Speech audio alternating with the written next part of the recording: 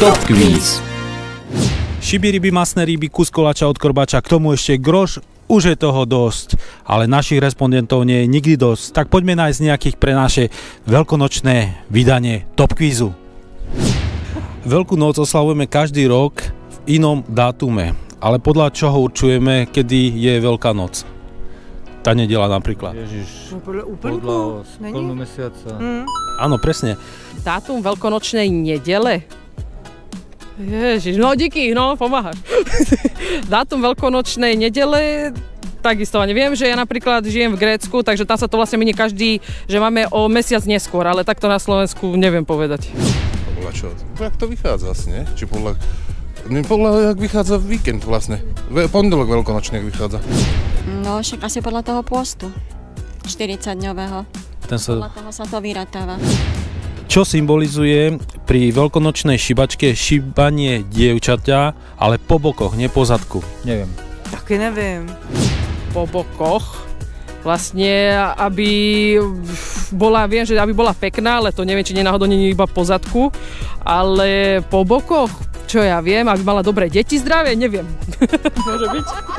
Aby bola plodná, alebo také niečo. Presne. Aby bolo zdravé, alebo plodné?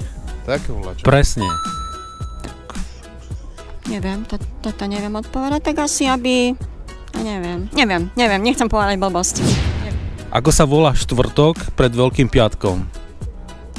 Zelený, áno. Super. Zelený štvrtok. Presne, jeme všetko zelené. Popolcovi, dobre hovorím? Či to je streda? Čo je štvrtku, čo sa hovorí? Normálne to už zabúdam, je to možné? Jeme napríklad špenát.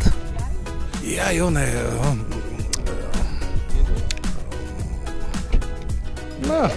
Tým farbu. No však zelená, nie? No však...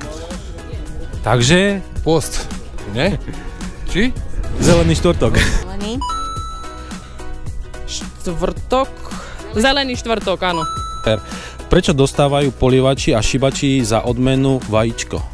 Neviem. No? Vajíčko. Netuším. To neviem. No za to, že nás vyšibali. Alebo tak, no. No, lebo vajíčko symbolizuje vlastne nový život, niečo nové a je to vlastne taká symbolika jary a toho, že sa teda kuriatka množia a podobne. Presne. Teda... Z čoho na Veľkú noc pečieme tzv. Veľkonočného beránka? Z čoho? No sú tam žemle, vajca, udené maso, žihlava nasekaná. No, vidíte, ďakujem pekne. No vlastne robíme plnku, pokiaľ viem, a idú tam vajíčka, staré rožky, do mlieka sa dávajú, klobáska sa nakrája, slaninka. Super, ďakujeme pekne. Tam sú, tuším, rožky, udené mäso, klobáska, neviem. Ďakujeme pekne. No teraz neviem, či chcete na slano alebo na sladko. Na slano. No tak na slano, tak tam idú vajíčka, žemle, petržalová vňaťka, no a čo som zabudla ešte, aj nejaká slaninka, takéto udené mäsko a také. Super, ďakujem. Ako? Kde? Kedy? V ktorom roku? Má sa čudovať alebo na blondínu to dať? To je jedno, stačí, keď povieš niečo múdre. Top Quiz.